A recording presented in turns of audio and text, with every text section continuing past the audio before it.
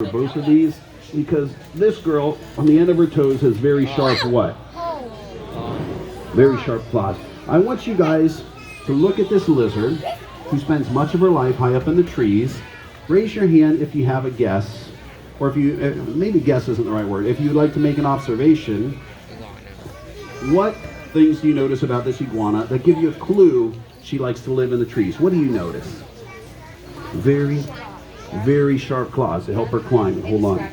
Oh yeah, and Colin has scratches on his arm right now from this lizard. I have scratches on my arm from this lizard. So she has sharp claws. What else do you notice that give you a clue she likes the trees? I heard long tail. Do you guys agree with long tail? Long tail helps her balance. If her head goes one way, her tail goes the other way. Very good. What else do you notice? Green. I heard bright green. Is that what you guys heard? So she's green. She lives in the trees, and that provides her with camouflage. Very good. Now, they use their tail for defense for a couple of reasons. If you get really close to an iguana, do you know what they do with their tail? They will swing that tail. You will get whacked.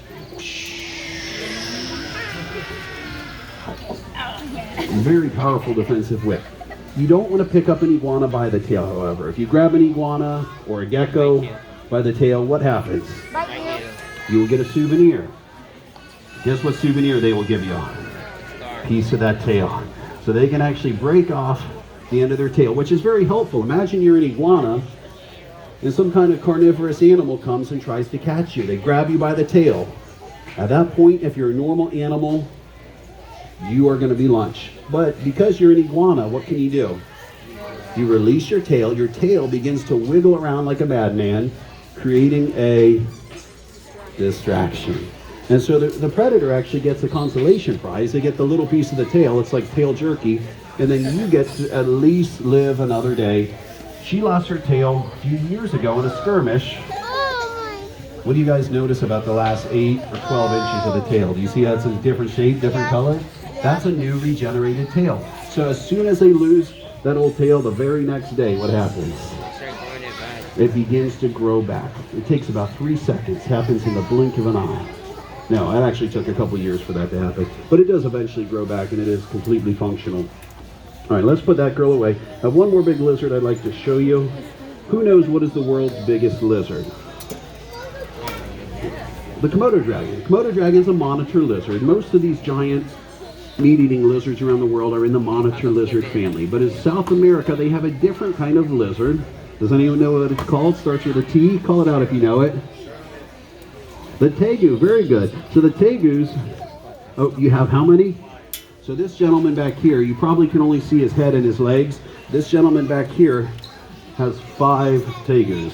Very nice. What kind of TEGUs do you have? So he said he has some black and whites and a red TEGU. Today I'm going to show you guys a black and white Argentine TEGU.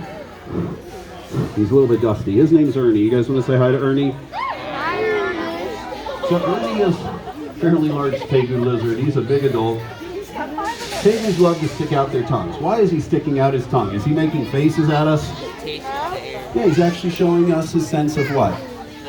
His sense of humor. No, he's showing us his sense of smell, that long forked tongue. If he smells something on the left fork, he goes to the left. If he smells something on the right fork, he moves to the right. What if he smells something on both forks? So left fork, they go left. Right fork, they go right. What if they smell something on both forks? What do? They break in half. Now you have 2 TEGUs. No, that's fake news. That's not true. If they smell something on both forks, it is still important. On both forks, it's right in front of them. So where do they go? Then they go straight ahead.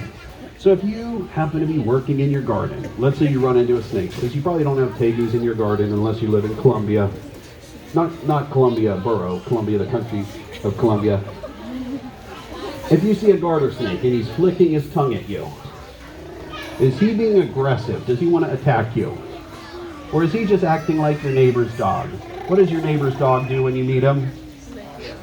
He just wants to lick you, sniff you, get to know you. When a snake or a lizard is sticking out that long forked tongue, they're just collecting scent particles in the air. There are thousands of tiny scent particles. It's too small for us to see. And he's going to collect those with his tongue and then use his tongue use his tongue to give him an idea of what is around him. Sort of like tasting the air in a literal sense, or we usually say just smelling with their tongue.